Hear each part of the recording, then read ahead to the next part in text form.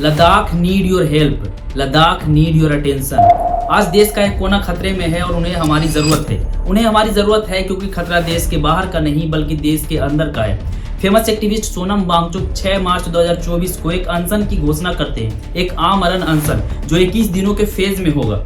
Today on the 6th of March, I will be sitting on fast unto death, which will happen in stages of 21 days each. आज हमें जरूरत है देश में main stream media के relevancy को खत्म करने का, क्योंकि जितना हम उनके ऊपर डिपेंडेंट रहेंगे हम सही न्यूज एक्चुअल में कभी जान ही नहीं पाएंगे। सोनम वांगचुक ने अपना 21 दिन का अनशन पूरा कर लिया है और मेन स्ट्रीम मीडिया में इसकी आज तक कोई खबर नहीं। आज मेरा 21वां दिन का अनशन खत्म हो रहा है। ना ही कोई प्राइम टाइम और ना ही कोई डिबेट। जब तक आप ये वीडियो देख रहे होंगे तब तक तो शायद अनशन का दूसरा फेज भी स्टार्ट हो गया होगा।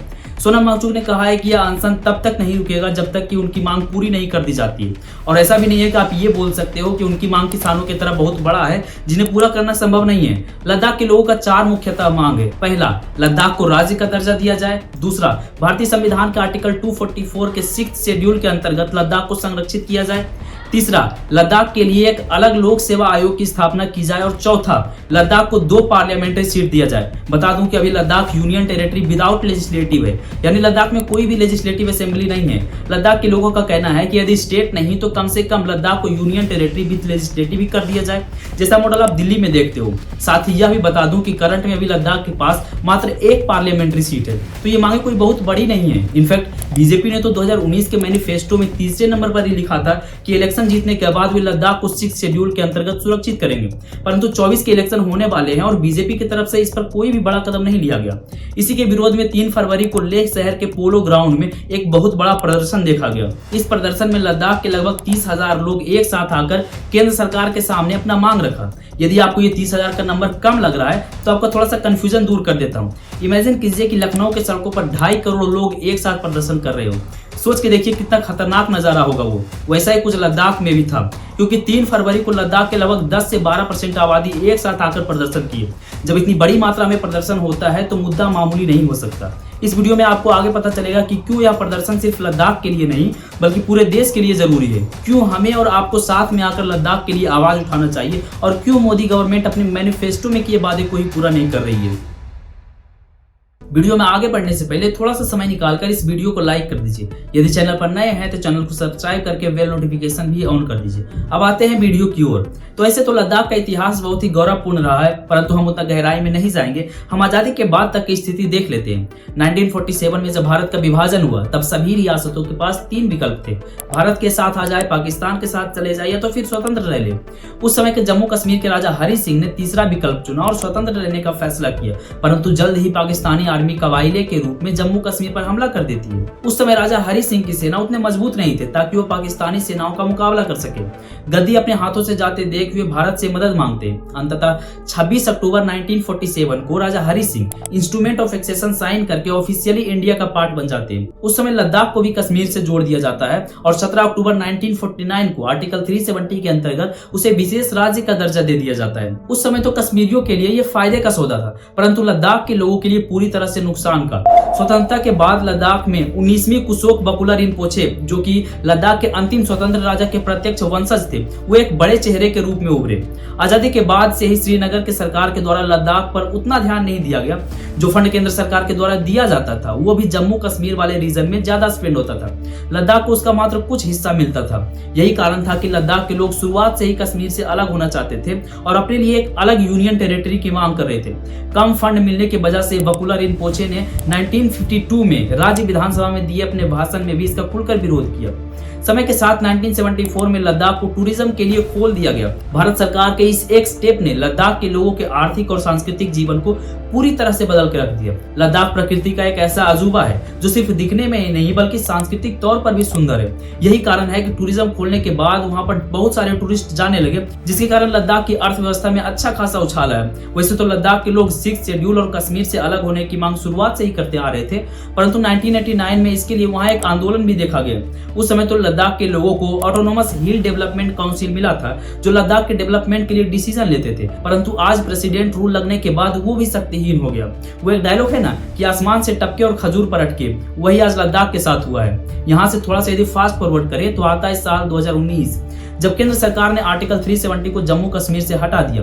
दिनांक जिस दिन भारत के राष्ट्रपति द्वारा इस घोषणा पर हस्ताक्षर किए जाएंगे और इसको सरकारी गजट के रूप में प्रकाशित किया जाएगा, उस दिन से उक्त अनुच्छेद 370 के सभी खंड लागू नहीं होंगे। आर्टिकल 370 को हटाए जाना आजादी के बाद भारत सरकार के द्वारा लिया गया one of the biggest decision था। इस डिसीजन का लद्दाख के लोगों ने जोरों शोरों से स्वागत किया। इनफैक्ट लद्दाख के लोगों ने तो ये तक कहा कि आर्टिकल 370 हटने के बाद 15 अगस्त 2019 को लद्दाख अपना पहला इंडिपेंडेंस डे मना रहा है।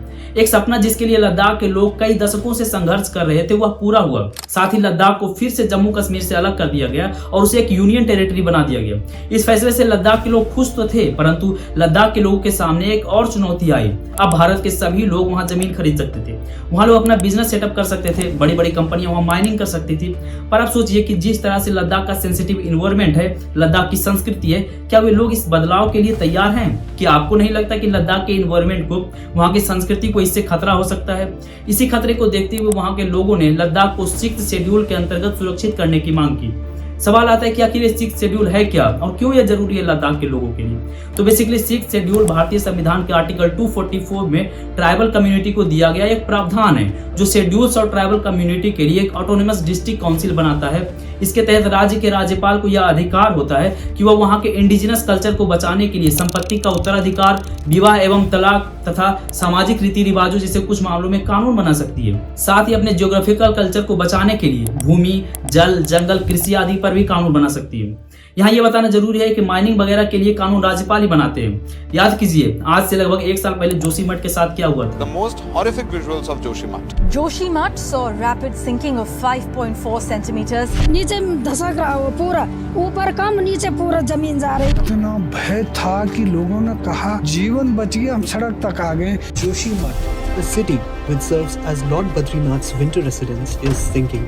These cracks have developed as a result of continued land subsidence. यदि लद्दाख के पहाड़ी इलाकों में भी अंधाधुंध माइनिंग की गई तो लद्दाख के साथ भी भविष्य में यही हो सकता है। ऐसे में एज एन इंडियन हमें एक बार जरूर सोचना चाहिए। जोशीमठ नहीं तो कम से कम अभी रिसेंट की घटना तो आपको याद ही होगी, जिसमें हमारे कुछ मजदूर टनल में फंस गए थे। वो भी सो कॉल्ड डेवलपमेंट के कारण ही हुआ था।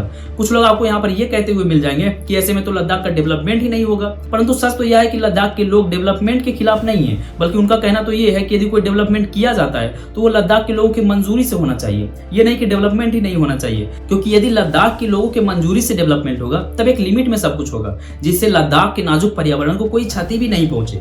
अब बीजेपी ने 2019 के जनरल इलेक्शन में लद्दाख के लोगों से 6th शेड्यूल में डालने का वादा तो कर दिया, परंतु इंडस्ट्रियलाइजेशन के उद्देश्य से आज तक लद्दाख को संरक्षित नहीं किया गया। सच बताऊं तो ये सब उतना बड़ा प्रॉब्लम है भी नहीं। सबसे बड़ा प्रॉब्लम है यहाँ क्लाइमेट चेंज और ग्लोबल वार्मिंग। इन दोनों की वजह से क्या क्या प्रॉब्लम आ सकती है आप सोच भी नहीं सकते हो। इंडस्ट्रियलाइजेशन की वजह से जो पोल्यूशन उत्पन्न होगा वह पहाड़ों के बर्फों में जाकर के चिपक जाएगा। ऐसे में बर्फ ज्यादा हीट एब्जॉर्ब करेंगे, जिससे पहाड़ों का बर्फ पिघलना स्टार्ट हो जाएगा। क्लाइमेट चेंज की वजह से अभी फिलहाल में बेंगलुरु और पुणे में भी पानी की कमी देखी गई है। ग्राउंड वाटर खत्म होने को है। पुणे के खड़क वासला डैम, जहाँ पानी का भंडार होता था, आज वहां पर भी मात्र 2 महीने का पानी बचा हुआ है। जिस तरह से मात्र कुछ पैसों के लिए हसदेव जंगलों को उजाड़ा जा रहा है, यदि लद्दाख को भी संरक्षित नहीं किया गया तो वही मात्र कुछ पैसों के लिए लद्दाख को भी एक दिन उजाड़ा जाएगा। इन्हीं सब संभावनाओं को देखते हुए 6वीं अनुसूची की मांग जोरों शोरों से की जा रही है। 2019 में जीतकर सेंटर में आने के बाद बीजेपी गवर्नमेंट ने वही किया जो ज्यादातर समय होता आ रहा है। वे अपने वादे भूल गए और लद्दाख को 6वीं अनुसूची में नहीं डाला गया। जब 2020 में फिर से हिल काउंसिल का इलेक्शन आया, तब वहां के लोगों ने इलेक्शन में हिस्सा लेने से मना कर दिया। उस समय बीजेपी ने वहां के नेताओं के साथ लगातार मीटिंग करके उन्हें यह आश्वासन दिलाया कि हिल काउंसिल इलेक्शन जीतने के बाद वे लद्दाख को 6th शेड्यूल में संरक्षित करेंगे। लद्दाख के लोग इतने मासूम थे कि वे बीजेपी के बातों में फिर से आ गए। उन लोगों ने ये तक नहीं सोचा कि यदि एक बार धोखा मिला है तो अगला कदम फूंक फूंक कर रखना चाहिए, और फिर से उन्होंने भारतीय जनता पार्टी को हिल काउंसिल के इलेक्शन में भारी बहुमत से जिताया। फिर होना क्या था, जीतने के बाद वो लोग फिर से अपना वादा भूल गए। 4 साल बीत गए और फिर से जनरल इलेक्शन होने वाला है कुछ दिनों में। लद्दाख के लोग बहुत अधिक मात्रा में फिर से अपनी मांगों को लेकर प्रदर्शन करने के लिए बाहर निकले। उसके बाद 19 फरवरी और 4 मार्च को गृह मंत्रालय के द्वारा लद्दाख के नेताओं से बातचीत की गई, परंतु यह डायलॉग अनसक्सेसफुल रहा। गृह मंत्रालय ने लद्दाख के 6वीं अनुसूची में डालने से मना कर दिया। याद रखिए, ये वो समय था जब आचार संहिता लागू नहीं हुआ था। कोई यह कह दे कि अरे आचार संहिता लागू हो गया होगा इसीलिए मोदी गवर्नमेंट डिसीजन नहीं ले पा रही होगी, तो ये पूरी तरह से गलत होगा। उसके बाद 6 मार्च को फेमस एक्टिविस्ट और साइंटिस्ट सोनम वांगचुक 21 दिनों के फेज वाले आमरण अनशन पर बैठते हैं। 26 मार्च को उनका अनशन खत्म होता है, परंतु इस समय तक भी आप मेन स्ट्रीम मीडिया में इन सब खबरों को नहीं ढूंढ पाओगे। सोनम सर ने बताया है कि ये उनके अनशन का पहला चरण था, अनशन अभी खत्म नहीं हुआ है। अब यहाँ से आपको थोड़ा सा सोनम वांगचुक के बारे में बता देता हूँ ताकि आपको क्लियर हो जाए कि आखिर एक्चुअल में वो थे कौन। तो आपने आमिर खान वाली वो 3 इडियट मूवी तो देखी ही होगी। याद है, उसमें एक कैरेक्टर था रणछोड़ दास चांचल जो कि बहुत ही समझदार था। सोनम वांगचुक उसी कैरेक्टर के रियल हीरो है, या फिर ये कहे कि 3 इडियट्स का वो कैरेक्टर इन्हीं से इंस्पायर्ड है, तो इसमें कुछ गलत नहीं होगा। रेंचो की तरह इन्होंने भी बहुत सारे इनोवेटिव खोज किए हैं। ये हमारे इंडियन आर्मी के लिए ग्रीन हाउस इफेक्ट के आधार पर एक स्पेशल टेंट बनाया जिसमें बाहर ठंड होने के बाद भी इंडियन आर्मी आराम से कंफर्टेबली रह सकते थे। यहाँ तक कि इन्होंने इको फ्रेंडली वेस्ट मटेरियल से सोलर हीटिंग बिल्डिंग भी बना डाले। इन्होंने लद्दाख में ग्लेशियर मेल्टिंग को बचाने के लिए बहुत सारे काम किए। यही एक भारतीय की पहचान है। सिर्फ सोनम सर ही नहीं बल्कि लद्दाख के हर एक लोग तन मन धन से एक सच्चे भारतीय है। आज तक लद्दाख के रीजन में जितने भी युद्ध चाहे पाकिस्तान के साथ हुए हो या फिर चाइना के साथ हुए हो, सभी में वहां के आर्मी स्क्वाड के साथ साथ वहां के सिविलियंस ने भी कंधे से कंधा मिलाकर युद्ध भूमि में भारत के लिए काम किए। युद्ध के समय में वहां के सिविलियंस गोला बारूद ट्रांसपोर्ट करने में सैनिकों की मदद करते थे ताकि उन्हें कोई प्रॉब्लम नहीं हो। यहाँ तक कि वो लोग खाना बनाकर अपने घर से ले जाते थे ताकि कोई सैनिक भूखा न रहे। 1999 में तो लद्दाख के एक चरवाहे ने ही बताया था कि कारगिल की चोटियों पर पाकिस्तानी सेना अपना डेरा जमा रखी है। तभी इंडियन आर्मी को पता चला और उन्होंने ऑपरेशन विजय लॉन्च किया। बाद में कारगिल की लड़ाई हम लोगों ने जीता भी।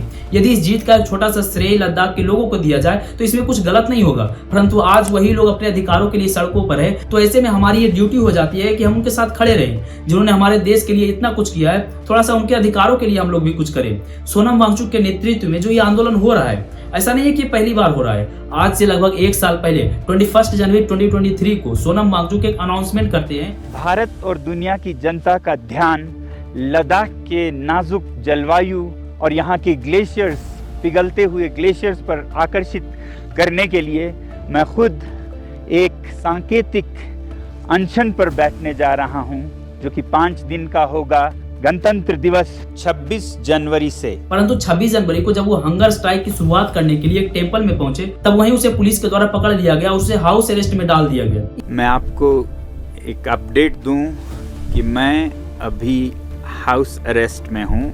I am under house arrest, actually worse than house arrest. इस बार भी वो 21 दिनों का अनशन पूरा कर चुके हैं, परंतु आज तक सरकार की नजर उन पर नहीं गई। इतना सब कुछ होने के बाद भी जब वो अनशन पर बैठे थे तब अपने पीछे ये सारे पोस्टर लगाए थे। यहाँ आप देखेंगे हमने एक बैनर भी लगाया है उनके समर्थन में। अब यहाँ पर लोग आते हैं तो पूछते हैं आपने ये बैनर क्या लगाया। हम मोदी जी का शक्ल भी नहीं देखना चाहते हैं, मगर हम कहते हैं जो उन्होंने अच्छा किया है हम उनकी अच्छाई समझें, बुरा जब करेंगे उसका हम तिरस्कार भी करेंगे। आर्टिकल 370 हटने के बाद जहां लेह के लोग मोदी जी के सपोर्ट में ये बैनर लगाते थे, आज वही लोग मोदी जी का शक्ल भी नहीं देखना चाहते। ये उनकी गलती नहीं है, ये हमारी सरकार की नाकामी है जिसे छिपाने के लिए पूरा तंत्र काम कर रहा है। क्या आपने कभी भी राइट विंग वाले यूट्यूब चैनलों पर लद्दाख के सपोर्ट में वीडियो बनते हुए देखा है जिसमें मोदी जी को क्रिटिसाइज किया जा रहा हो? क्या आपने मेन स्ट्रीम मीडिया में कोई भी डिबेट या तो फिर प्राइम टाइम देखा है? नहीं देखा होगा। इनफैक्ट कुछ लोग तो आपको ये तक बता देंगे कि लद्दाख को सिक्स शेड्यूल में क्यों नहीं डालना चाहिए। यहाँ मैं अपोजिशन पार्टियों से ये रिक्वेस्ट करना चाहूंगा कि प्लीज आप इस मुद्दे को पॉलिटिकल बनाइए। अब इसमें कुछ लोग ये भी बोलेंगे कि भाई हर चीज पर पॉलिटिक्स नहीं होनी चाहिए, तो मैं उनसे बस एक ही सवाल पूछना चाहूंगा, क्यों नहीं होनी चाहिए? जब कोई मुद्दा पॉलिटिकल नहीं होता है तब वो बड़ा नहीं हो पाता है, और जब कोई मुद्दा बड़ा नहीं होता है तो उसे दबा दिया जाता है। अब सोचिए कि यदि राम मंदिर का मुद्दा पॉलिटिकल नहीं होता तो क्या ऐसा संभव था कि अभी राम मंदिर बन सकता था? मेरा तो ये मानना है कि हर एक मुद्दे पर पॉलिटिक्स होना चाहिए ताकि सत्य की हमेशा जीत हो। और वैसे भी राजनेता राजनीति नहीं करेगा तो फिर कौन करेगा? ये एक अच्छा पॉलिटिकल कैंपेन हो सकता है विपक्ष के लिए, ताकि लद्दाख के लोगों को इंसाफ मिल जाए और विपक्ष का भी वोट बैंक थोड़ा बढ़ जाए। अब वापस आते हैं लद्दाख पर, तो आपको एक बात क्लियर करता चलूं कि लद्दाख सिर्फ एक जमीन का टुकड़ा नहीं है बल्कि हमारे लिए एक इमोशन है। चाहे कितना भी कुछ हो जाए, लद्दाख के लोग हमेशा भारत माता की जय बोलते थे, बोलते हैं और बोलते रहेंगे। आप सोचिए, इतने लंबे समय से अनशन के बाद भी उनके तरफ कोई ध्यान नहीं दिया जाता है, फिर भी सोनम सर इतने पोलाइटली सरकार से अपने अधिकारों की मांग करते हैं। ये सब जब मैं देखता हूं तो मुझे गांधी जी की याद आती है। हो सकता है कि इसके बारे में आपका ओपिनियन थोड़ा अलग हो, परंतु आप इससे डिनाई नहीं कर सकते हो कि लद्दाख आज खतरे में है और उन्हें हमारी जरूरत है। हिमालय पूरी दुनिया का 3rd पोल कहा जाता है क्योंकि उसके पास नॉर्थ पोल और साउथ पोल के बाद सबसे बड़ा फ्रेश वाटर रिजर्व है। लगभग 2 बिलियन लोगों की डिपेंडेंसी डिपेंडेंसी फ्रेश वाटर के लिए हिमालय पर है। ज्यादातर नदियां हिमालय से ही होकर निकलती है। सोचिए, यदि क्लाइमेट चेंज की वजह से हिमालय का ग्लेशियर पिघल जाएगा तो उसके बाद हमारा क्या होगा? ना ही हम खेती कर पाएंगे और ना ही हमारे पास पीने योग्य पानी होगा। सोनम वांगचुक ने तो ये तक कहा कि सरकार इंडस्ट्रियलिस्ट लॉबी के प्रेशर में काम कर रही है। People here can only understand that it is perhaps under the pressure of industrial lobbies, mining lobbies that are pressuring the government to keep this region unprotected so that they can do their exploitation of the mountains, mining and minerals and so on. 21 दिनों के अनशन के बाद जब सरकार के कानों में जू तक नहीं रेंगती है, तब सोनम सर बॉर्डर मार्च का अनाउंसमेंट करते हैं। उसके बाद तो कुछ लोगों ने ये तक कहा कि सोनम वांगचुक देश विरोधी है। आप सोचिए उन लोगों की मानसिकता क्या रही होगी। सोनम सर ने देश के लिए इतना कुछ किया है कि शायद उन्हें देश विरोधी बोलने वालों के साथ पुश्तों ने उतना तक नहीं किया होगा। और यदि सच में सोनम सर देश विरोधी है तो हमें ऐसे देश विरोधी चाहिए। सोचिए, इस देश में खालिस्तानी आतंकवादी पन्नू से फंडिंग लेने वाले को कट्टर ईमानदार, कट्टर देशभक्त कहा जाता है और वहीं सोनम सर जैसे देशभक्त को देशद्रोही कहा जाता है। खैर, उम्मीद है कि आपको अच्छे से समझ आ गया होगा कि आखिर लद्दाख का रियल प्रॉब्लम क्या है। इस वीडियो को यदि आप यहाँ तक देख रहे हो तो मैं बस आपसे एक ही रिक्वेस्ट करना चाहूंगा। आज आप मेरे वीडियो को लाइक करो या नहीं करो, मेरे चैनल को सब्सक्राइब करो या नहीं करो, परंतु वीडियो को शेयर जरूर कर दीजिएगा ताकि हम लद्दाख के प्रॉब्लम को देश के कोने कोने तक पहुंचा सके। आज हमें साबित करना है कि मेन स्ट्रीम मीडिया के बगैर भी हम देश के प्रॉब्लम को कोने कोने तक पहुंचा सकते हैं। जय हिंद।